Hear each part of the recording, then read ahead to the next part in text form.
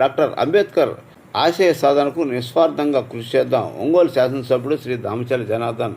రాజ్యాంగ నిర్మాత doctor BR Ambedkar 135 జయంతి సందర్భంగా ఒంగోలు గుంటూరు రోడ్లోని తెలుగుదేశం పార్టీ కార్యాలయం ఎన్టీఆర్ భవన్లో ఎస్ఎస్ఎల్ నాయకుల ఆధ్వర్యంలో ఘనంగా జయంతి వేడుకలు నిర్వహించారు. ఈ కార్యక్రమానికి ముఖ్య అతిథిగా ఒంగోలు శాసనసభ్యుడు శ్రీ దామచల జనార్దన్ పాల్గొని ఆయన చిత్రపటానికి పూలమాలలేసి ఘనంగా నివాళులర్పించారు.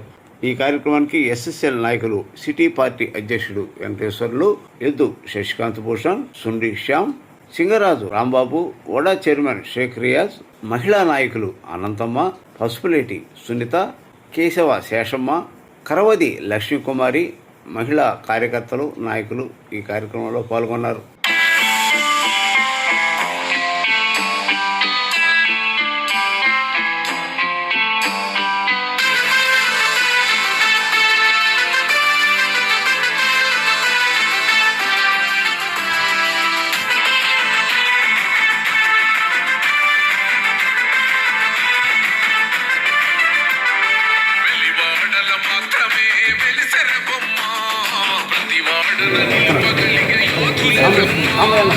ఒకవాడకి పరిమితమా అంబేద్కరుడు, ప్రతివాడికి హక్కులను పంచినవాడు.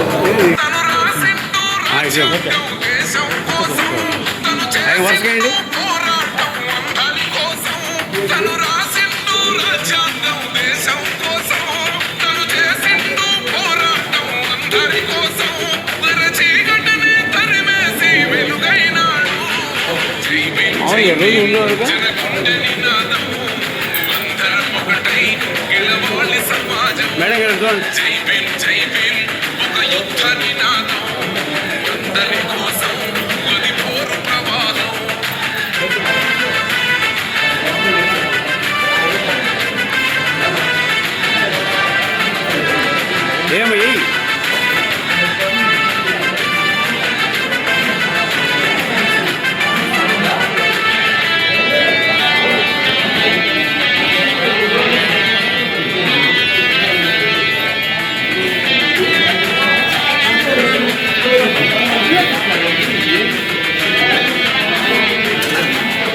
మాకెందుకు మాది కాదు ఆ నినాదం, గని అవగాహన లేకున్నది కొంత సమాజం.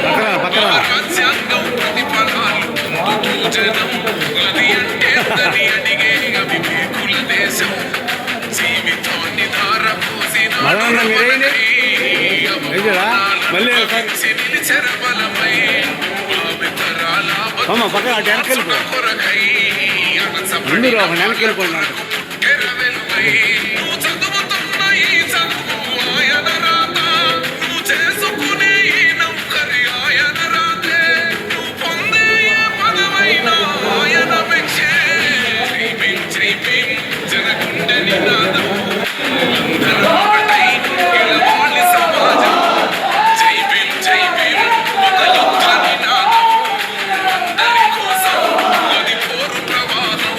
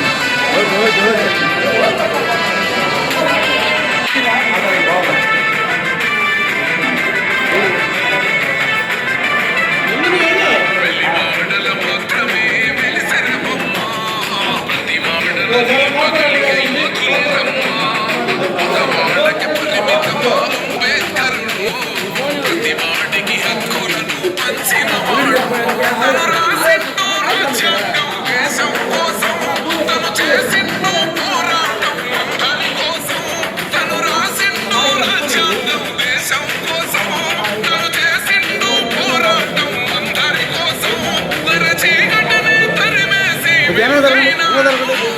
జై భీమ్ జై భీమ్ జనగణమన నినాదం ధర్మపటి సమాజం జై భీమ్ ఒక యుద్ధ నినాదం అందరి కోసం అది పోరు ప్రవాహం.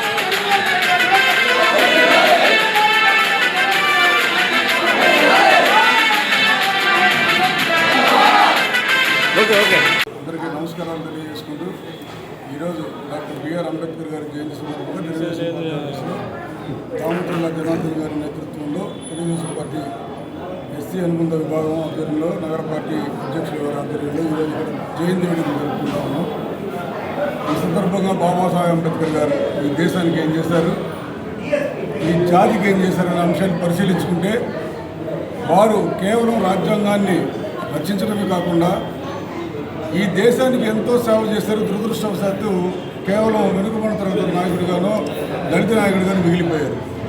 బాబాసాహెబ్ అంబేద్కర్ గారు ఈరోజు రిజర్వ్ బ్యాంక్ ఆఫ్ ఇండియా ఉందంటే ఈ దేశంలో ప్రాబ్లమ్ ఆఫ్ రూపీ అనే ఒక వ్యాసం రాసి దానిలో ఉన్నటువంటి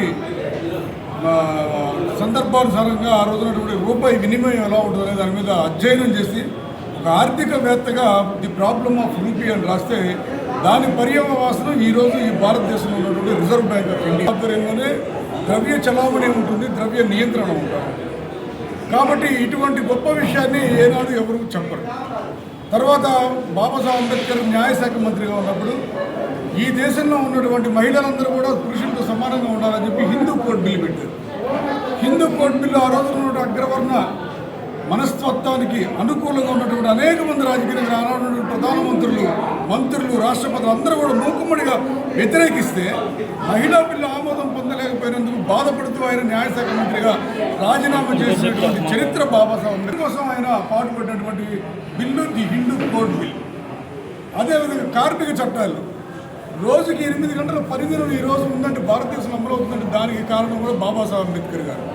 ఆయన బ్రిటిష్ గవర్నమెంట్లో ఉన్నప్పుడు లేబర్ శాఖకు సంబంధించినటువంటి మంత్రిగా ఉన్నప్పుడు, ఆయన మెంబర్గా ఉన్నప్పుడు దేశంలో ఉన్నటువంటి కార్మికులందరూ 8 గంటల పనిదినానికి మాత్రమే ఉండాలి. ఆ రోజుల్లో 12 గంటలు, 14 గంటలు, 20 గంటలు కూడా పనిచేయించుకునేటువంటి కర్మాగారాలు, సంస్థలు ఉండేవి. అటువంటి వాటిని కూడా క్రమబద్ధీకరించి ఆయన పని దినం అంటే అది కేవలం 8 గంటలు మాత్రమే పెట్టినటువంటి మహనీయుడు బాబాసాహెబ్ అంబేద్కర్ గారు. అదేవిధంగా వారంలో ఒకరోజు ఆదివారం సెలవు వచ్చిందంటే కూడా దానికి కూడా బాబాసాహెబ్ అంబేద్కర్ ఉద్యోగులందరూ వారంలో 6 రోజులు పనిచేసి 7వ రోజు సెలవు తీసుకుంటున్నారంటే దానికి కారణం కూడా బాబాసాహెబ్ అంబేద్కర్ గారు. ఇటువంటి అంశాలన్నీ మరి దేశ ప్రజలకు ఉపయోగపడ్డాయా, దళితులకు మాత్రం ఉపయోగపడ్డాయి అని జనం అందరూ బేరీ చేసుకోవాలి. ఎప్పుడో నేను 25 ఏళ్ల క్రితం చెప్పుకుంటా, నేను జగమంతా అంబేద్కర్మయమైన రోజు ఇవన్నీ తప్పకుండా మరుగుడు పడిపోయిన అంశాలన్నీ బయలుపడతాయని చెప్పాను. ఈరోజు ప్రతి విగ్రహం మూలపడతా ఉంటే బాబాసాహెబ్ అంబేద్కర్ విగ్రహాలు వాడవాడలే కాదు ప్రపంచవ్యాప్తంగా లభిస్తూనే ఉంటాయి, నిలబడతా ఉన్నాయి నిటారుగా. దాని అర్థం ఏంటంటే చరిత్రను మరుగుపరచలేము, చరిత్రను నిర్మించగలిగిన చరిత్రను మరుగుపరచలేము. బాబాసాహెబ్ అంబేద్కర్ చరిత్రను నిర్మించారు కాబట్టి ఎవరు మరుగుపరచలేరు. అరచేతులు పెట్టి సూర్యకాంతిని ఆపడం ఎంత కష్టమో అదేవిధంగా బాబాసాహెబ్ అంబేద్కర్ కేవలం రాజ్యాంగం రాయటమే కాదు, రాజ్యాంగం ద్వారా కానీ ఆయన చేసిన న్యాయశాఖ మంత్రిగా అందించిన సేవల విషయంలో కానీ ఈ దేశంలో ఉన్న ప్రతి ప్రజలు, ప్రతి కులం, ప్రతి మతం, ప్రతి వర్గం కూడా బాబాసాహెబ్ అంబేద్కర్ గారు ఇచ్చినటువంటి ప్రయోజనాన్ని అందిపుచ్చుకుంటూ కూడా ఆయన దళిత నాయకుడిగా ముద్ర వేసినటువంటి తరుణం తొలగిపోయే రోజులు వస్తూ ఉన్నాయి. రాబోయే రోజులంతా అంబేద్కర్మయం, అంబేద్కర్ జపం అందరూ ఇప్పటికే అంబేద్కర్ జపిస్తూ ఉన్నారు అందరూ, ఏ రాజకీయ పార్టీలు చూసినా. కాబట్టి నేను సలహా ఏమిస్తున్నానంటే ముందు అసలు బాబాసాహెబ్ అంబేద్కర్ గారి గురించి తెలుసుకోండి, వారు రాసిన రచనలు చదవండి. బాబాసాహెబ్ అంబేద్కర్ గురించి తెలుసుకుంటే మీరు కేవలం అంటరానితనం గురించో, షెడ్యూల్ కులాల గురించో, దళిత వర్గాల గురించి తెలుసుకున్నట్టు కాదు. ఈ దేశ నిర్మాణం, ఈ దేశ చరిత్ర, అన్ని కుల మత వర్గాలు అందరికీ మతపరంగా కానీ కులపరంగా కానీ వర్గపరంగా ఆయన చేసినటువంటి కృషి, ఆయన చేసినటువంటి ఏదైతే చట్టపరమైనటువంటి అంశాలు ఎన్ని ఉన్నాయో వాటన్నింటిని మరుగుపరిచి కేవలం 5%, 10% ఆయన రిజర్వేషన్లు పెట్టారని చెప్పి ఏడుస్తున్నారు. ఆయన రిజర్వేషన్లు పెట్టలేదు. రిజర్వేషన్లు పెట్టింది కూడా పరిమితి కాలంలో పెట్టాడు ఆయన. ఈ పరిమితి కాలంలో ఈ దేశ ప్రజలతో సమానంగా అంటరాని వారిని కూడా భాగం చేయండి. వారు ఎప్పుడైతే దేశ ప్రజలతో సమానం అయిపోతారో అప్పుడు రిజర్వేషన్ ఎత్తేమని మహానుభావుడు కూడా బాబాసాహెబ్ అంబేద్కర్ గారే. కానీ ఇటువంటి అంశాలన్నీ తెలియవు. ఎస్సీ ఎస్టీ చట్టం వచ్చింది, అది దుర్వినియోగం చేస్తున్నారు, అంబేద్కర్ గారు పెట్టారని చెప్పి అనుకుంటా ఉంటారు చాలామంది అగ్రకులస్తులు. అసలు బాబాసాహెబ్ అంబేద్కర్ 1956 నుంచి చనిపోతే ఎస్సీ ఎస్టీ చట్టం అమల్లోకి వచ్చింది 1989. ఇది చాలామంది తెలియదు. కారంచేడు సంఘటన జరిగిన తర్వాత జరిగిన అనేక పోరాటాల ఫలితంగా ఆ ఎస్సీ ఎస్టీ చట్టం అమల్లోకి వచ్చింది 89వ సంవత్సరంలో. బాబాసాహెబ్ అంబేద్కర్ గారికి దీనికి సంబంధం లేదు. అది దుర్వినియోగం అవుతుందేమో, అది వేరే విషయం. దుర్వినియోగం చేసేవారిని శిక్షించాలని తోటి దళితులుగా కానీ అణగాటి వర్గాల ప్రజలు కానీ అనేక 90% మంది కోరుకుంటున్నారు. కాబట్టి బాబాసాహెబ్ అంబేద్కర్ గారిని అధ్యయనం చేయండి, అవగాహన చేసుకోండి. తద్వారా మీలో ఉన్నటువంటి ఏదైతే తప్పుడు భావనలను తొలగించుకోండి. బాబాసాహెబ్ అంబేద్కర్ గారిని ఏ రోజుతో అనుసరిస్తామో దేశం బాగుపడుతుంది, ప్రతి వర్గం మతం కులం బాగుపడుతుంది, సర్వ సమాజం బాగుపడుతుంది, సమానత్వం వస్తుందని తెలియజేసుకుంటూ నాకు ఈ అవకాశం ఇచ్చినట్టు అందరికీ కృతజ్ఞతలు తెలియజేసుకుంటాను. ఈరోజు ప్రపంచ మేధావి డాక్టర్ బాబా సాహెబ్ అంబేద్కర్ గారి జయంతి సందర్భంగా ఈరోజు తెలుగుదేశం పార్టీ కార్యాలయంలో జయంతి ఉత్సవాలు ఘనంగా జరుపుకోవడం జరిగింది. ఈ దామచర్ల జనార్దన్ గారు సూచనల మేరకు దామచర్ల జనార్దన్ గారు కూడా ఈ కార్యక్రమంలో పాల్గొన్నారు.